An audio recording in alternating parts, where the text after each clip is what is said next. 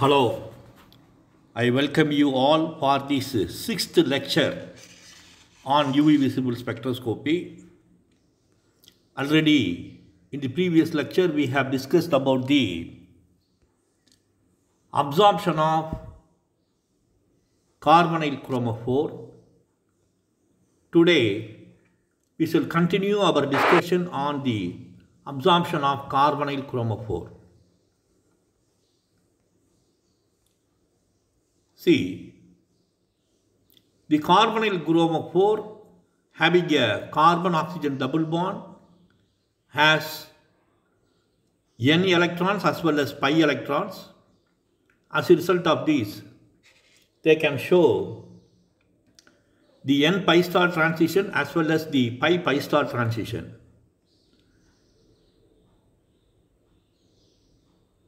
See, the pi-pi star transition is a strong absorption which is observed around 150 nanometers, and the n-pi star transition is observed at a higher wavelength, say 270 to 300 nanometers.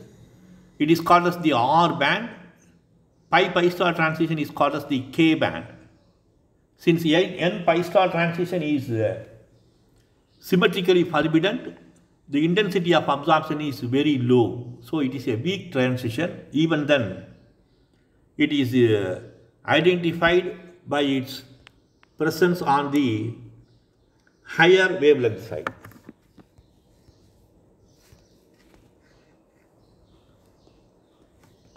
This we have seen in the previous class itself. Let us continue. Let us try to recall a few aspects from the previous class.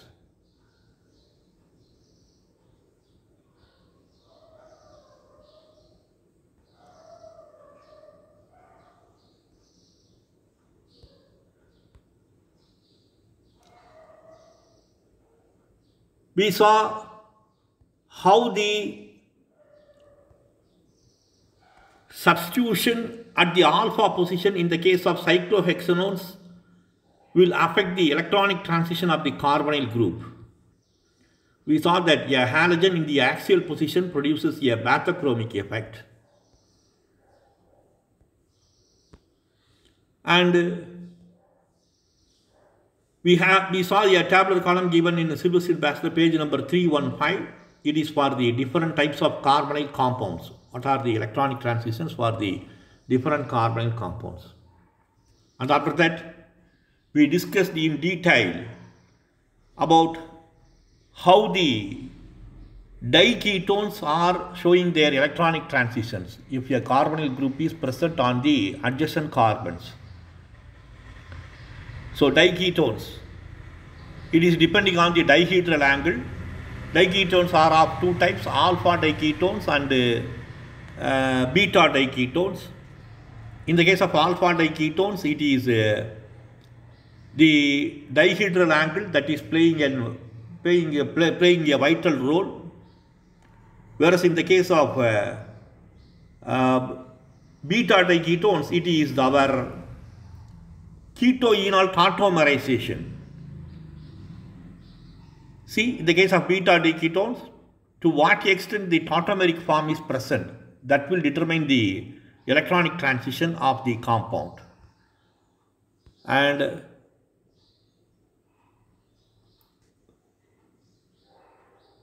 suppose if you have a carbon-carbon double bond in conjugation with a carbonyl group, then what about the electronic transition?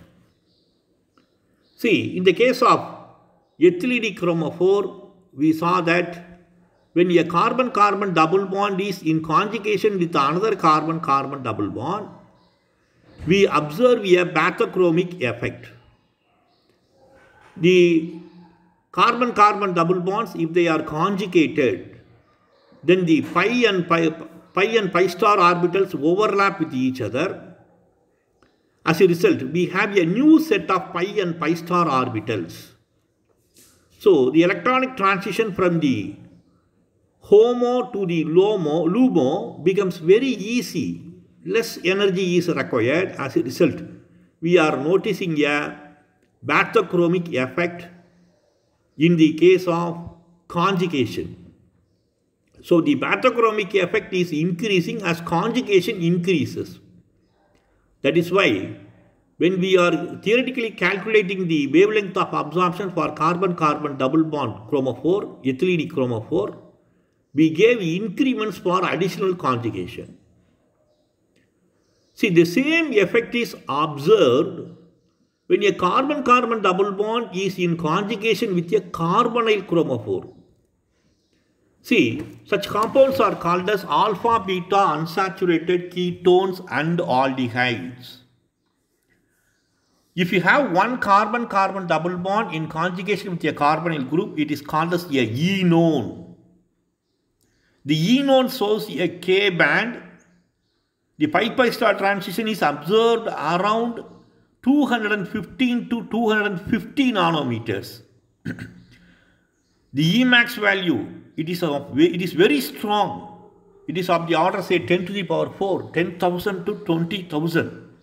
That is the molar extinction coefficient. What about the R band? The R band, due to n-pi star transition, it is also showing the bathochromic effect. The wavelength of absorption is at 310 to 330 nanometers when a carbon-carbon double bond is in conjugation with a carbonyl chromophore. But the absorption is very weak because the n-pi star transition is a symmetrically forbidden one.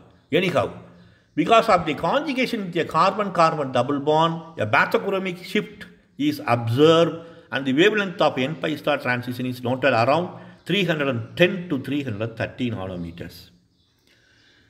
See, in table number 10, Silverstein-Bachelor, page number 317, some of the compounds are given as examples. Methyl vinyl ketone. The K band is 212.5 nanometers. R band is observed at 320 nanometers. A carbon-carbon double bond is in conjugation with a carbonyl chromophore in methyl vinyl ketone. Look at the next example. Here we have dimethyl vinyl ketone. In the vinyl position, we have a jem dimethyl group. Two alkyl groups are there. So because of that, as already we know that whenever there is increase in alkyl substitution in UV visible spectroscopy in an organic compound, we notice a bathochromic effect, that is increase in the wavelength of absorption due to hyperconjugation effect. So because of that, the wavelength of absorption of the R band is observed. The K band is observed at 218 nanometers. The bathochromic effect of 6 nanometers is observed. But there is a lesser change in the R band. It is noticed around 350 nanometers. So, the pi-pi star transition shows a bathochromic effect as the alkyl substitution increases. So, all these points we must remember. See,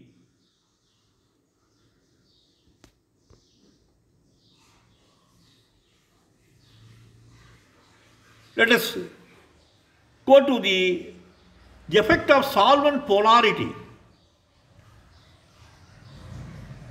The solvents can be varied in UV visible spectroscopy as we change from polar to less polar to more polar solvents. For example, N-hexane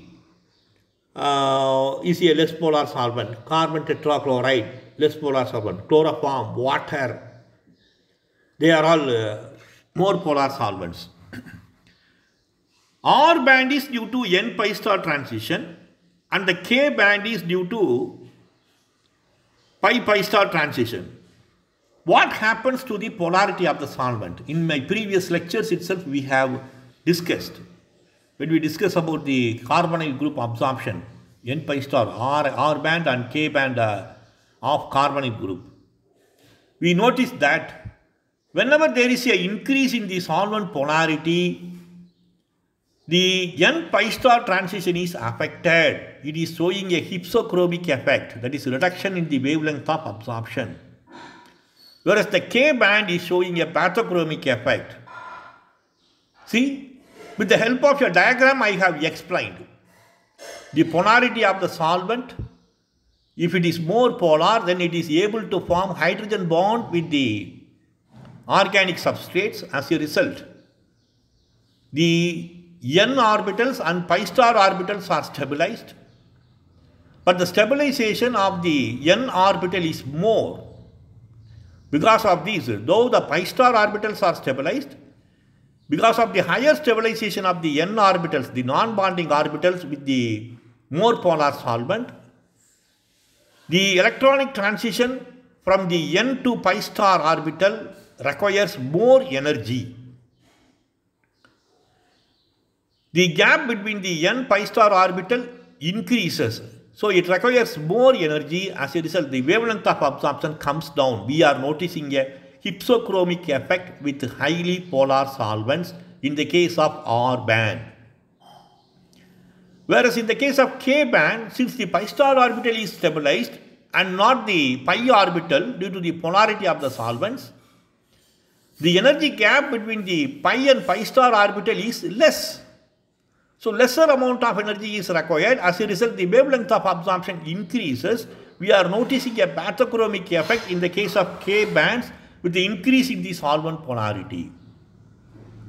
So, the polarity of the solvent does not affect the electronic transition in the case of ethylene chromophore or compounds containing carbon-carbon double bonds only.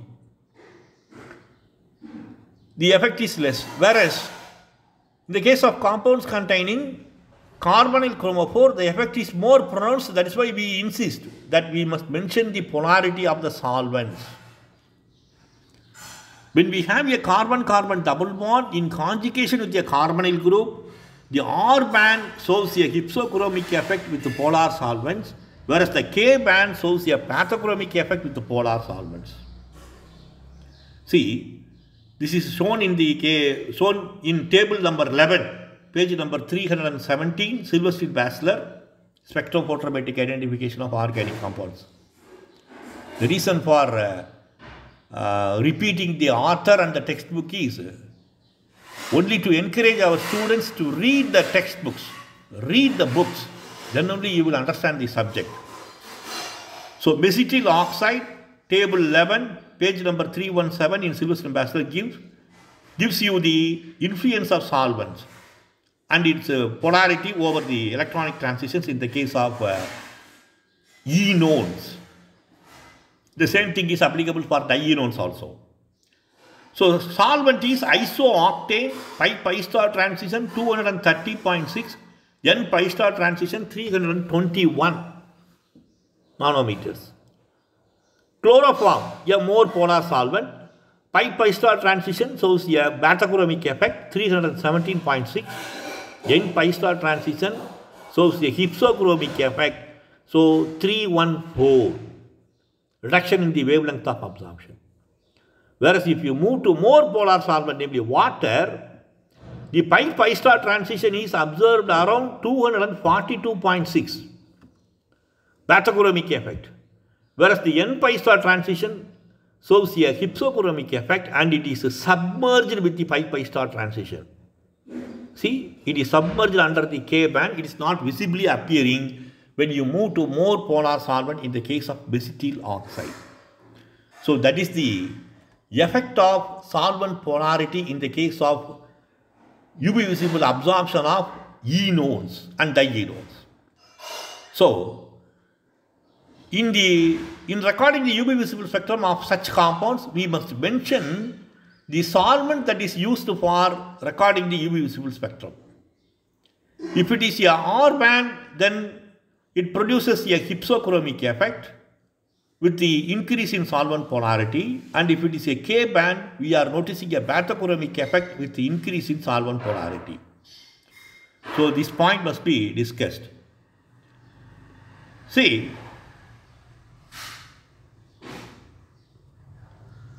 already we have done the theoretical calculation for the ethylene chromophore 1,3-butadiene system with the help of your tabular column. with the help of so many examples I have explained you. And you can also observe my video lecture on the UV visible absorption of carbon ethylene chromophore or 1,3-butadiene chromophore theoretical calculations for better understanding. I have given an exercise also based on this. Just like the 1,3-butadiene system, we can also calculate the wavelength of absorption theoretically for alpha beta unsaturated ketones, enones and dienones. If a carbon-carbon double bond is in conjugation with a carbonyl group, then the ethylene carbon 1 is called as the alpha carbon and the next carbon is your beta carbon. If you have another carbon-carbon double bond in conjugation with the carbon-carbon double bond, alpha and beta carbons, then the third carbon is your gamma and fourth one is your delta. So in this way you can extend the chromophores, alpha, beta, gamma, delta, omega, epsilon, like that. So just like the straight chain or acyclic compounds, we have straight chain and acyclic dienes also, dienones or enones. So let us see the Fischer rule for the calculation of the wavelength of absorption of alpha beta unsaturated aldehydes and ketones. See, the lambda max value for the pi star transitions is observed, and we are going to calculate the wavelength of absorption theoretically for the compounds containing a enone and dienone chromophore. See, if it is a ketone, and if the ketone is a acyclic ketone or 6-membered cyclic ketone, 6-ring cyclic ketone, we should give a base value. The base value is 215 nanometers. Suppose if it is a 5-membered cyclic compound, 5-ring cyclic compound, then the base value is 202 nanometers. Suppose if the compound is an aldehyde, then the base value is 210 nanometers. For acids and esters, the base value is 197 nanometers. You have to remember. You have to by heart the values, then only you can solve the problems if you are theoretically calculating the wavelength of absorptions of diene and dienones. See, the spectroscopy subject is a data-oriented subject. You should remember the data. People who are having a good memory can do wonders in the organic spectroscopy. So, you must improve your memory by repeatedly studying this data. Try to memorize the data. What is the base value for acyclic diene, acyclic enone system, like that. So remember, in the case of acyclic or 6-membered cyclic ketones, we have the base value around 215, 5-membered ring cyclic ketone 202 nanometers.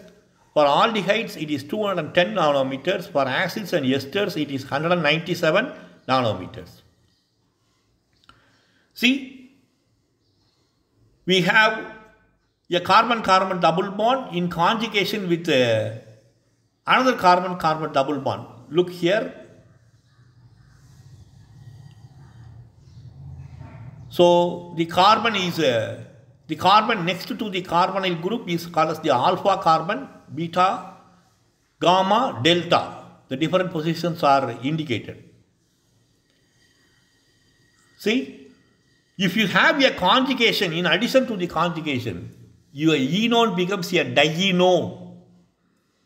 And for that additional conjugation or external conjugation, you should give an increment of 30 nanometers. So, give an increment of 30 nanometers. In the case of a cyclic ketone, whether it is 6-membered or 5-membered, suppose if you have the carbon-carbon double bonds in the same ring, then it is called as a homodiene compound.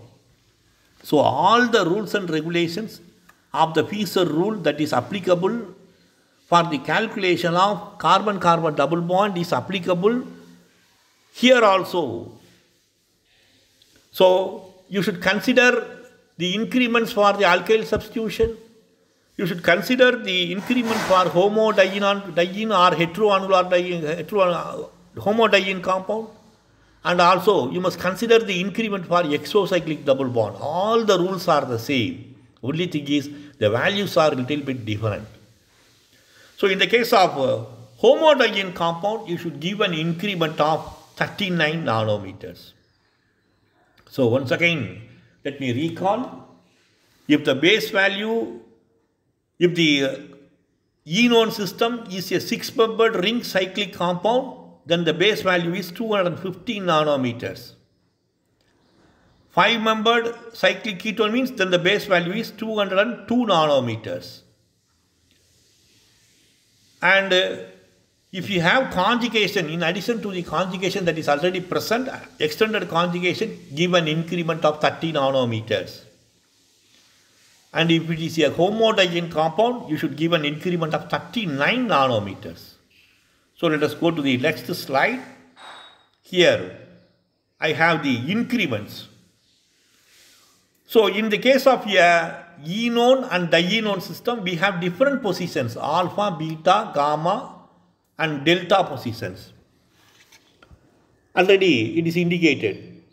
The carbon next to the carbonyl group is alpha, next one is beta, carbon number 3 is gamma and 4 is delta. So when we have the alkyl substitution in the alpha position, give an increment of 10 nanometers, beta 12 nanometers, gamma 18 nanometers, delta 18 nanometers.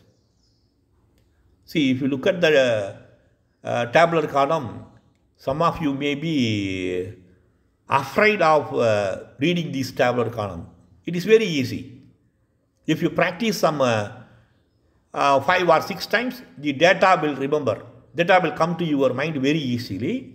And if you recall once in a week or once in 2 days or 3 days, it will remember and the things will get by hearted. You will remember it by heart. So it will be very easy for you to calculate. You can do it at a higher speed when you are writing the examination or when you are appearing for the competitive examinations or if you sit in the viva voce. So if the alkyl substitution is alpha, beta, gamma, delta. For alpha, it is 10 nanometers, beta 12 nanometers, gamma, delta 80 nanometers. If you have your alkoxy substitution, 35 nanometers is given if it is alpha, 30 for beta, 17 for gamma and delta 31 nanometers. Similarly for other substitutions, for example, a hydroxyl group, a thioether group, a chloro group, halogen substitution, acyl oxy, amino group, for all these cases we are giving an increment of a few nanometers, say 10 to some 20 or 30 nanometers. And if a double bond is exocyclic to one ring, 5 nanometers is given. And if your double bond is exocyclic to 2 rings simultaneously, we experience such a situations. In such a situations, an increment of 10 nanometers should be given. So, and at last you have to apply the solvent correction also. Already we have seen how the solvent polarity is affecting the n-pi star transition as well as the pi-pi star transition. The n-pi star transition is experiencing a hypsochromic effect, decrease in the wavelength of absorption. The pi-pi star transition is showing a increase in the wavelength of absorption, bathochromic effect. Here in the theoretical calculation, we are calculating the wavelength of absorption for the pi-pi star transition only. So we have to apply a solvent correction. we have to reduce the values. See, for water, we give a increment of plus 8 nanometers. For example, for methanol, chloroform, dioxane, we give a increment of minus 5, minus 7 nanometers. For hexane, minus 11 nanometers. So, the estimated value can be calculated by applying the solvent correction also. So, it is how we are able to calculate the wavelength of absorption for the compounds having a enone and dienone system. See, let us go to the next slide. Based on these, we have a few examples how we can calculate the wavelength of absorption for some compounds having the enone chromophore and dienone chromophore based on the Fizer rule. Look at the first example. In the first example, we have the Fizer rule. Here, acetyl cyclohexene. Cyclohexene is substituted with a acetyl group. So the base value, the carbonyl chromophore is outside the ring, so it must be treated as a acyclic ketone. So whether it is a acyclic ketone or 6-membered cyclic ketone, the base value is 250 nanometers. Dotted lines indicate the alkyl substitution or ring residues.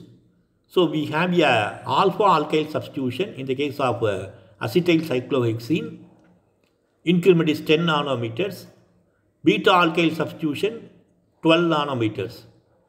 There is no exocyclic double bond and extended conjugation. So the lambda max value is 237 nanometers. For acetyl cyclohexene, the observed base value is 232 nanometers. So, in this way, you can theoretically calculate the wavelength of absorption of enones and dienones approximately. Look at the next example. This is your cholesta 1,4-diene 3-enone. So, in this example, we have a carbonyl group. It is attached to two carbon-carbon double bonds. The two carbon-carbon double bonds are equally attached to the carbonyl group. They are conjugated. But one carbon double bond, the lower one, differs in its alkyl substitution. So that should be considered as a chromophore for the wavelength of absorption. So the lower part is considered as a chromophore. It is a cyclic 6-membered enone system. The lower carbon-carbon double bond is attached to the ring B also. It is a exocyclic double bond. So that should be considered as a chromophore in addition to more number of alkyl substitution. So the base value is 215, and because of two beta alkyl substitutions, we have an increment of 24 nanometers. For one beta alkyl substitution, increment is 12 nanometers. So 2 into 12, 24 nanometers should be given. And you have a exocyclic double bond. The wavelength of absorption is given an increment of 5 nanometers. So in total, the lambda max value is 244 nanometers for this cholesta 1,4-diene 3-enone when it is theoretically calculated. The wavelength of absorption in ethanol, when observed, it is around 245 nanometers. So, the theoretical value matches with the, almost matches with the experimental value in this case, and it shows the validity of Fizer rule. Let us see a few more examples.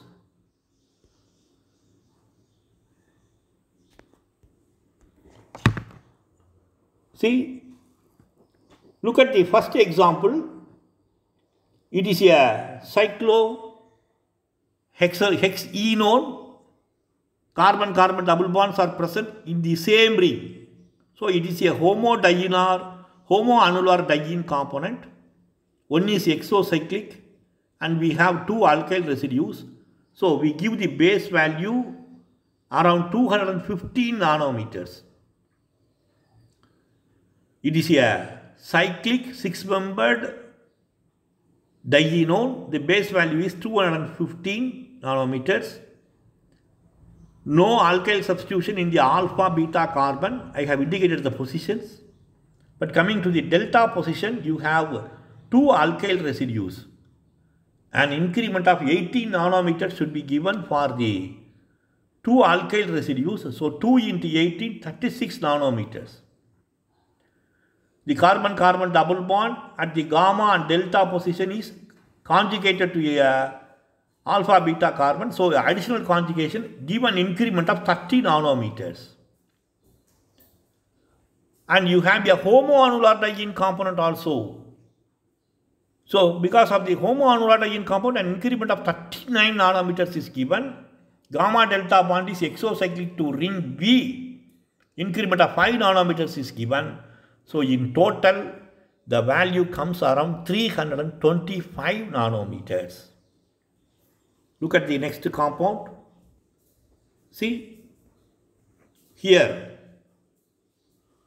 it is a cyclohexadienone system.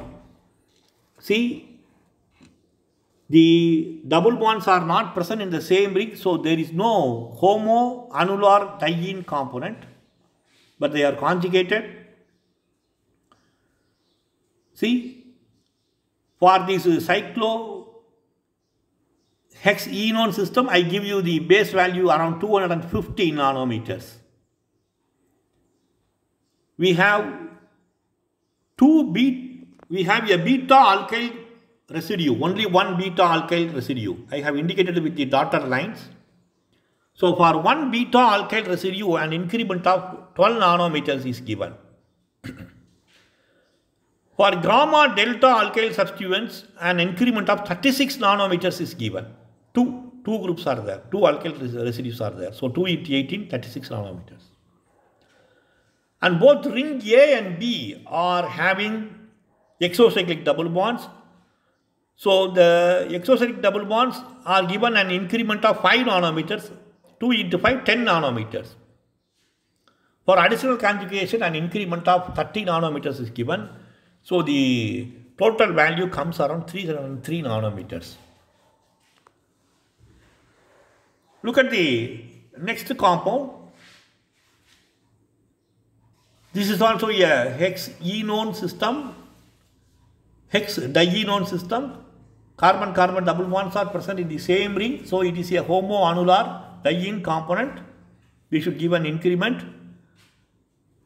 And we have the alkyl substitutions also, no exocyclic double bond from the structure. So the base value is 250 nanometers.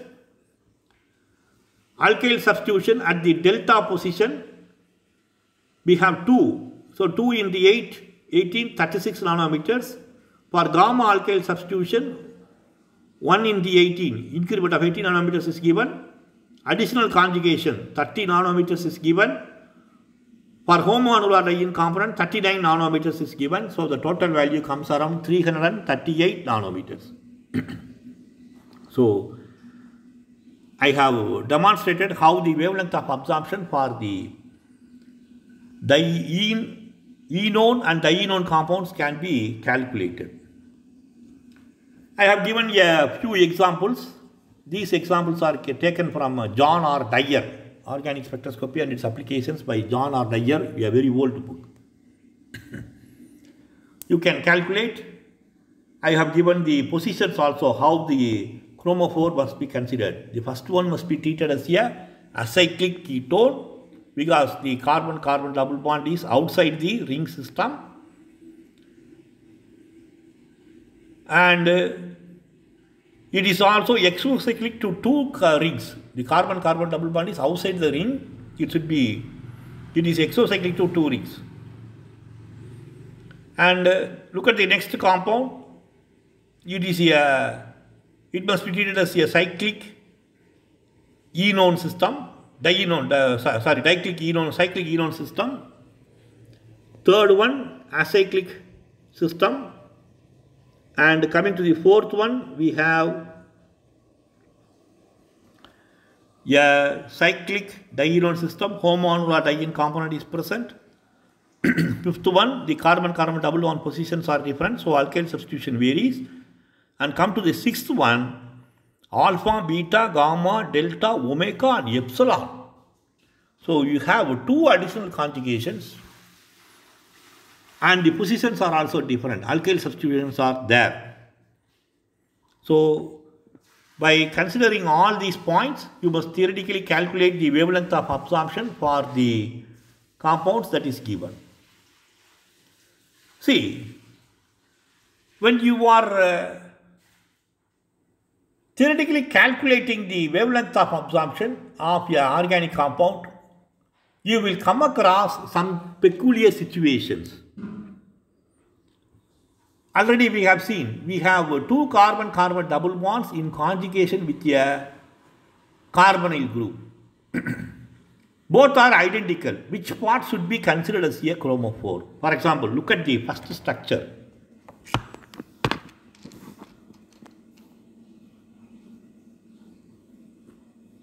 See, it is a 1,3-butadiene system. It cannot be treated as a 1,3,5-hexa triene system because the three carbon-carbon double bonds are not conjugated. Only two carbon-carbons are conjugated. The upper side or lower side must be considered. Here both are identical. In such a situation, what can you do? See, such a conjugation system, such a conjugation is called as cross conjugation. This is called as cross conjugation. We have a term. The example is this molecule and also this one. See, para-benzoquinone. Para-benzoquinone. Either the left upper part or the lower right part must be considered as a chromophore. Both are identical. So such a situation is called as cross conjugation. And when you face such cross conjugated system, then the chromophore having higher substituents, alkyl substituents, must be considered. Or where in addition to alkyl groups, some other groups may be present. That must be considered as a chromophore. So this we come across such a situations. And this conjugation is called as cross conjugation. And there is another type of conjugation that is noticed in UV visible spectroscopy. Look at the first molecule. Cyclobutane system, we have a carbonyl group, it's a stable molecule and a ethylene chromophore. See, the carbon-carbon double bond and the carbonyl group are not conjugated. Look at the molecule, they are not present in the consecutive carbon-carbon atoms, bonds. So, they are not conjugated. Even then, the pi-pi star transition shows an increase in the wavelength of absorption. It is noted around 240 nanometers. And the R band is noted around 284 nanometers. So we notice an increase in the wavelength of absorption for the K band as well as for the R band. How is it possible when the carbon-carbon double bond is not in conjugation with a carbonyl chromophore? Even then, the wavelength of absorption resembles that of conjugated system.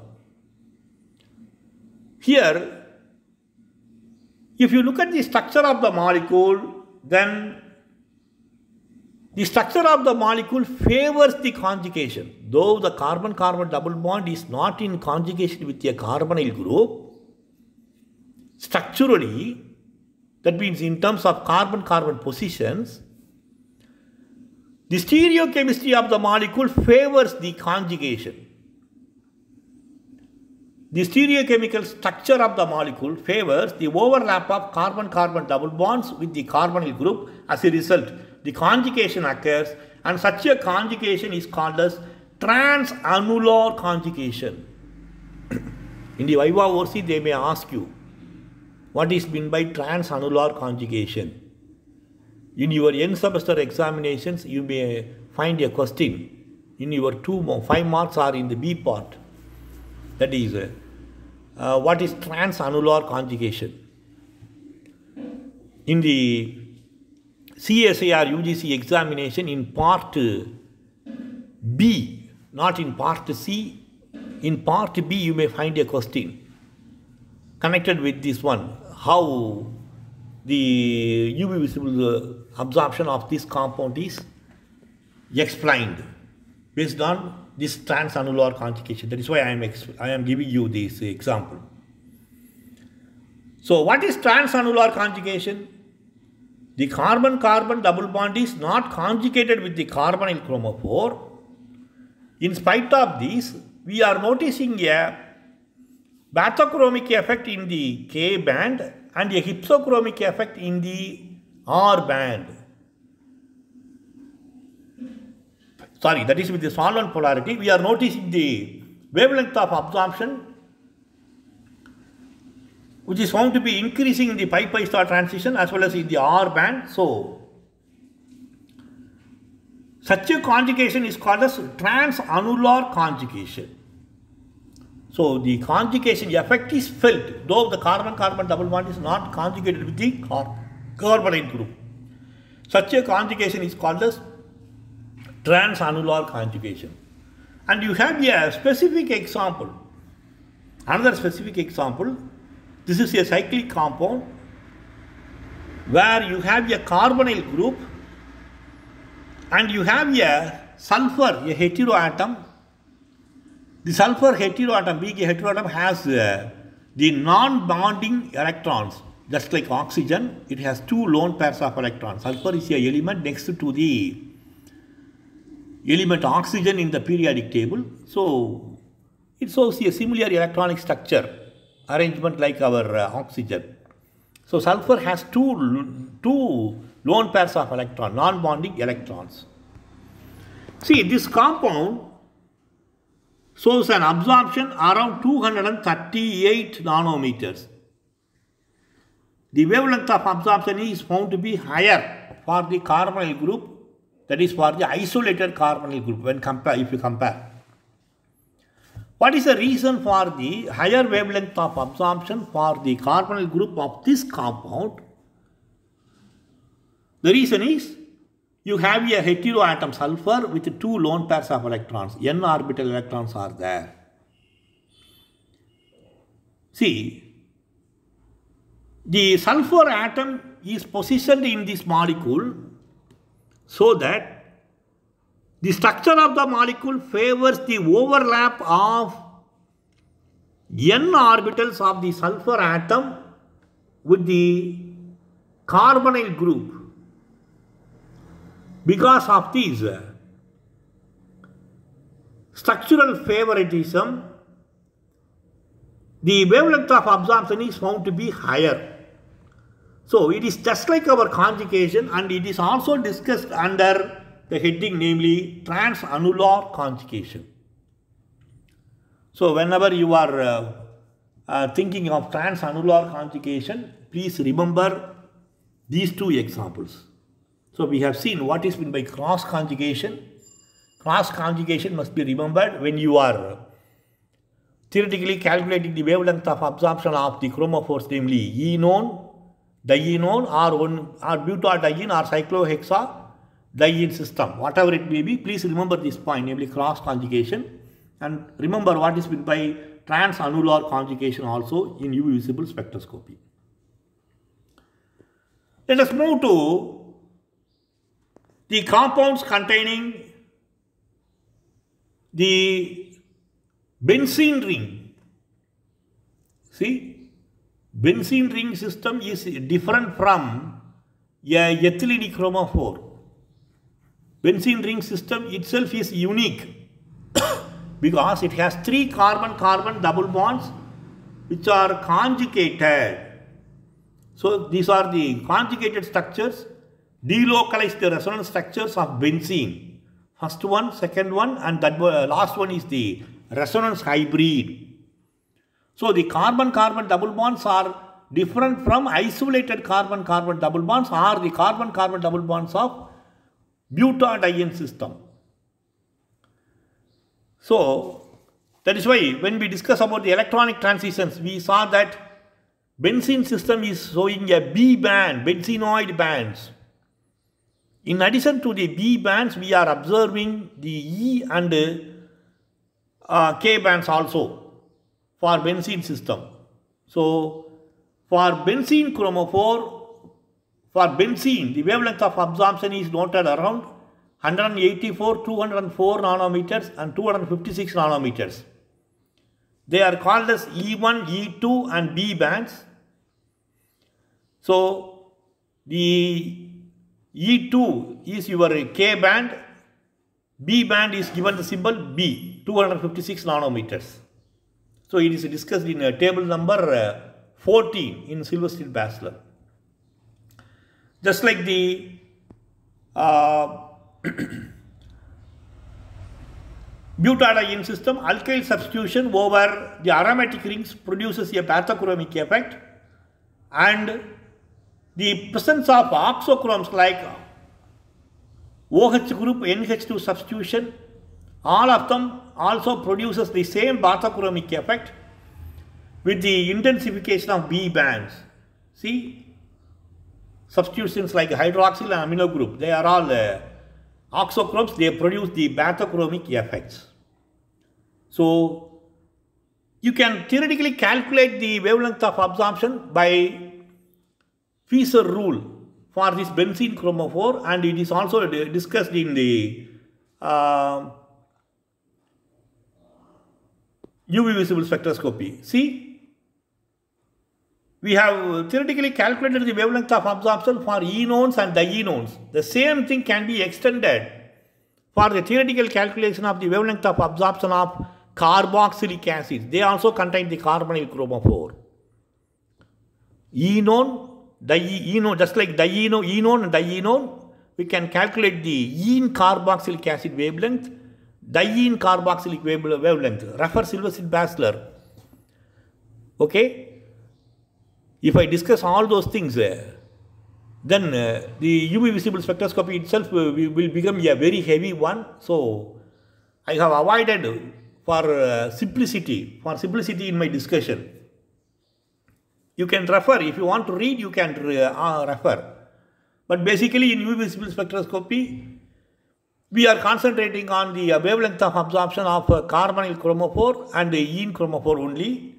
So if you remember and understand, and if you are able to theoretically calculate this much, it is enough. It is up to you to see or study the other things. Coming to the benzene chromophore also, you can calculate the wavelength of absorption theoretically. The tables are given. It is up to you to study. And I come to the last part of today's slide. This is a very important question which is often asked in the interviews of private companies connected with the chemical industries, or if you sit in the Vivaverse also, you will find such a question. I tell you the question directly, it is a standard question. See, the question is, how will you confirm the presence of phenols and anilines in UV visible spectroscopy? We know what are phenols and anilines. See, aromatic ring, benzene ring, if it is attached with a OH group, phenol, and if it is attached to a NH group, it is aniline. Already we know that benzene system has 3 carbon-carbon double bonds which are conjugated, delocalized. So they are different from our isolated ethylene chromophore. So they show different types of bands called as E and B bands. What happens to these E and B bands when benzene is substituted with these oxochromes, namely OH and NH2 group? Just now I told you, before a few minutes, The oxochromes produces a bathochromic effect. So, when you have a OH group, the wavelength of absorption is found to be higher when compared to benzene.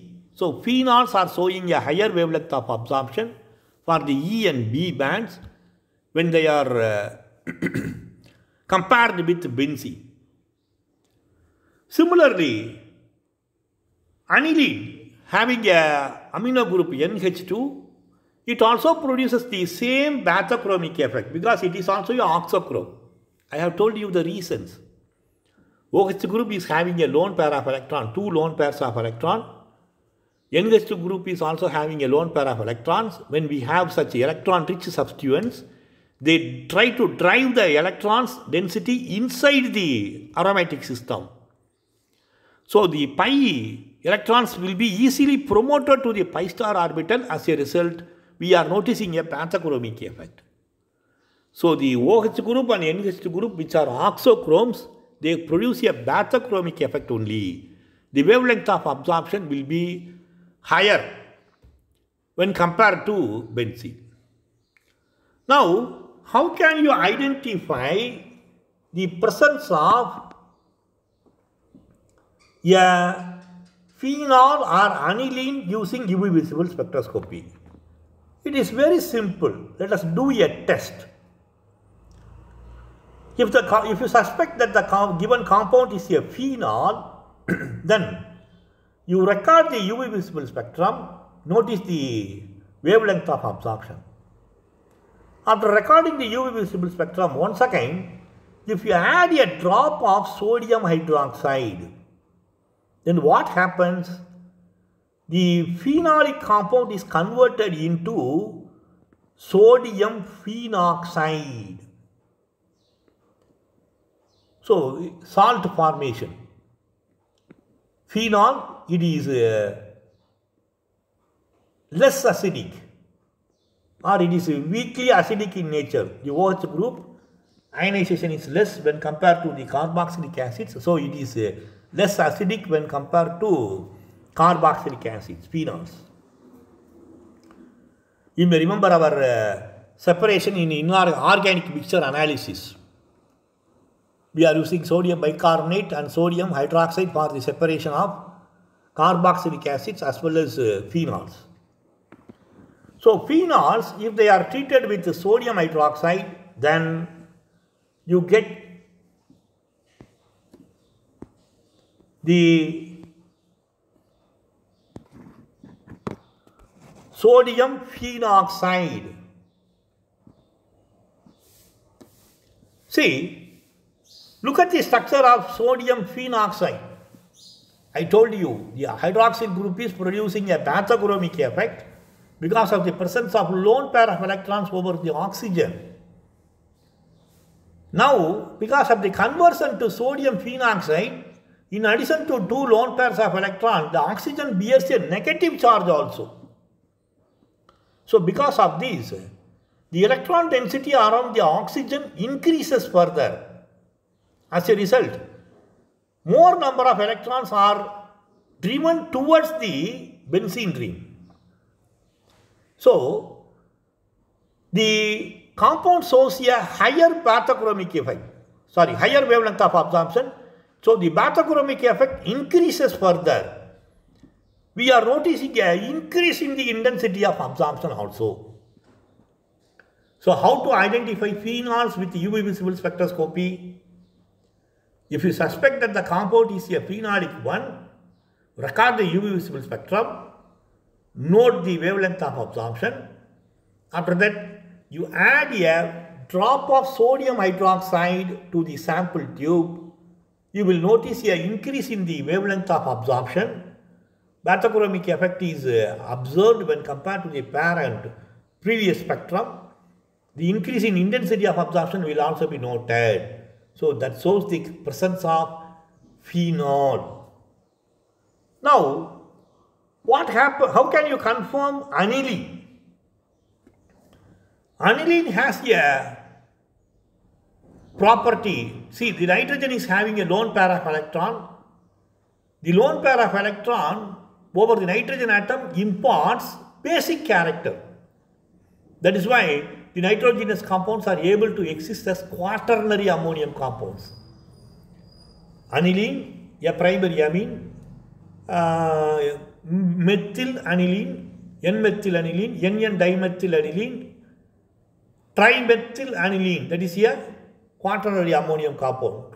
Trimethyl anilinium hydrochloride, quaternary ammonium compound. So, amino compounds having a lone pair of electron, they are able to show the formation of ammonium ions because of the lone pair of electrons. So, this property is used for the identification of aniline in UV visible spectroscopy.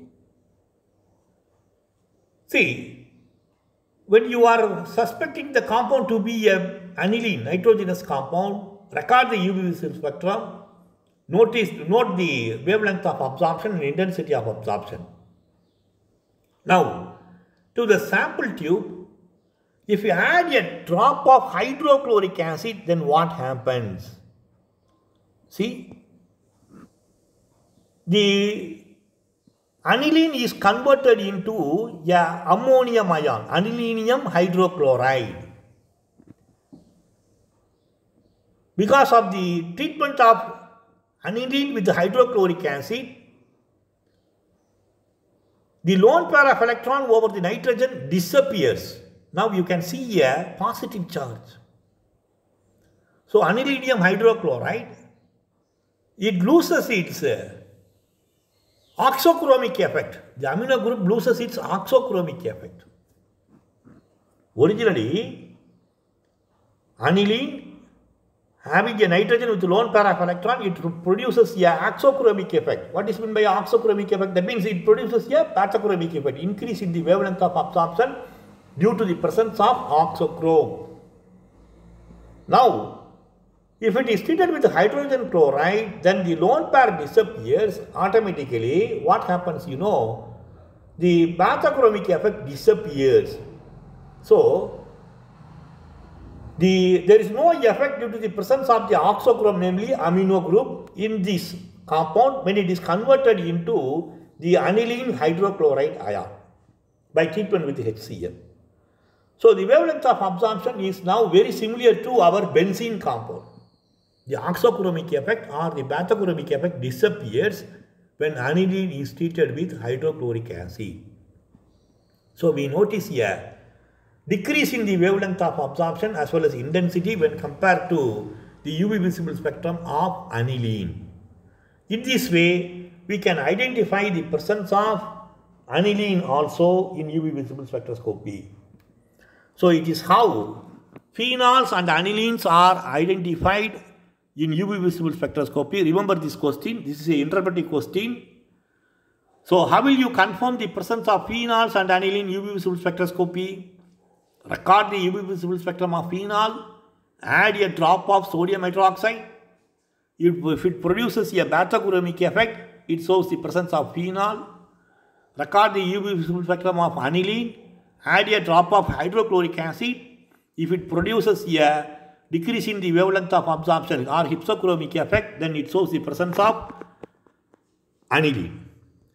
So, this is one of the important applications of UV visible spectroscopy. With this, I conclude today's lecture. Thank you.